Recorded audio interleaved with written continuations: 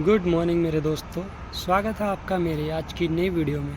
आज मैं आपको बताने वाला हूँ कि जब आप पहली बार विदेश जाते हैं तो आपको किन किन कागज़ों की ज़रूरत पड़ती है। बेसिकली ये बहुत लोगों का प्रश्न रहता है क्योंकि हर कोई चाहता है कि वो अब्रॉड जाए और वहाँ की नई नई चीज़ों को एक्सप्लोर करे, या फिर बहुत सारे ऐसे मित्र लोग हैं जो वर्क पर्पस से बाहर जाना चाहते हैं। क्योंकि मैं इसलिए बता सकता हूँ क्योंकि ये मेरा पहला ट्रिप था अब्रॉड का। पहली बार मैं जब बाहर आया था तो मेरे भी बहुत सारे प्रश्न थे, तो मैं भी बहुत ही संकोच कर रहा था कि क्या होगा, कैसे होगा, क्या क्या डॉक्यूमेंट्स रिक्वायर्ड हैं, या फिर कैसे जो है बोर्डिंग पास वगैरह के लिए बोर्डिंग वगैरह कैसे होगा, इमिग्रेशन जो है वो कैसे होता है। तो वो चीज़ पे आज हम डिस्कस करेंगे विस्तार से।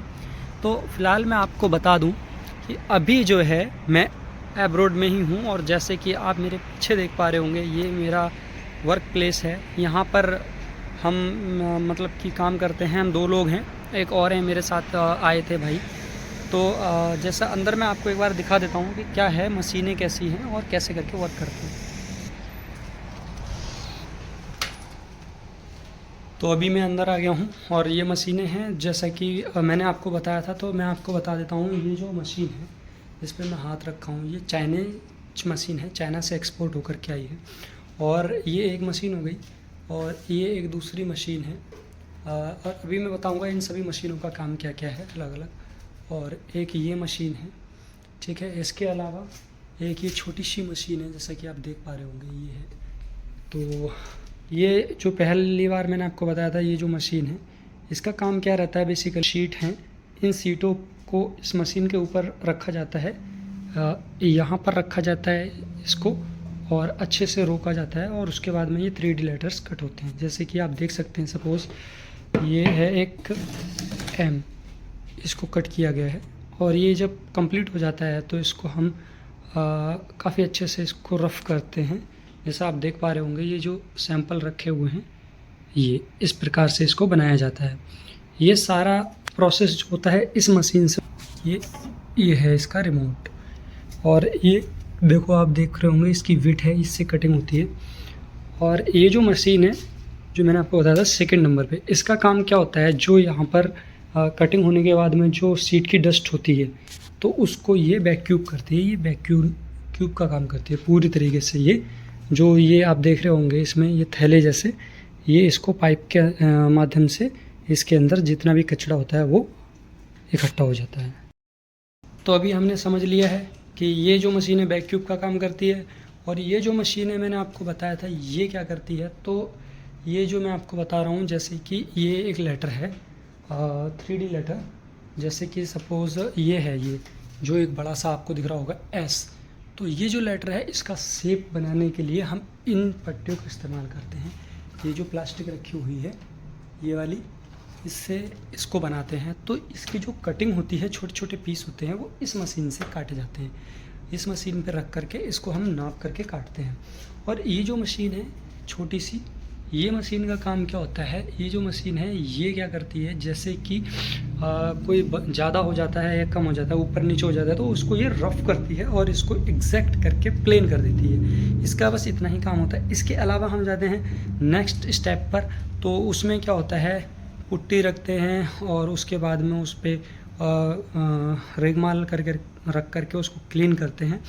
और फाइनली जब ये कंप्लीट हो जाता है प्रोसेस, तो उसके बाद में हम उस पर वाइट पेंट रखते हैं। वाइट पेंट रखने के बाद में उसके ऊपर से ब्लैक पेंट रखते हैं। ब्लैक पेंट रखने के बाद में जो रिक्वायर्ड होता है पेंट, जैसे कस्टमर ने कहा हम गोल्डन कलर का लेटर रखना चाहते हैं तो हम उसके ऊपर से गोल्डन कलर रखते हैं। गोल्डन कलर रखने के बाद में जो आपको मैंने अभी M दिखाया था, उस M के ऊपर लाइटिंग की जाती है, और लाइटिंग करने के बाद में उसकी टेस्टिंग की जाती है। टेस्टिंग के बाद में फाइनल जो स्टेप आता है वो आता है इसको बोर्ड पे फिक्स करने का। जब बोर्ड पे फिक्स कर देते हैं तो ये इसमें लाइटिंग ऑन हो जाती है और वो अच्छे से वर्क करता है, जलता है, दिखाई देता है, बड़ा अट्रैक्टिव लगता है। तो ये सारी चीज़ें यहाँ पर होती हैं। इसके अलावा और भी बहुत सारे काम है, क्योंकि ये printing press, plastic designing, publishing का काम है, तो यहाँ पे बहुत सारी चीज़ें रहती हैं। एक ही ब्लॉग में मैं आपको बहुत सारी चीज़ें तो नहीं बता सकता। तो अब हम बात करेंगे जो फर्स्ट टाइम बाहर आना चाहते हैं उस विषय में। तो बने रहिए मेरी वीडियो में, और अगर आप पहली बार आए हैं मेरे चैनल पर तो मेरे चैनल को सब्सक्राइब कर लें, बेल आइकन को प्रेस कर दें, जिससे कि मेरी आने वाली वीडियो सबसे पहले आप तक पहुंच जाए।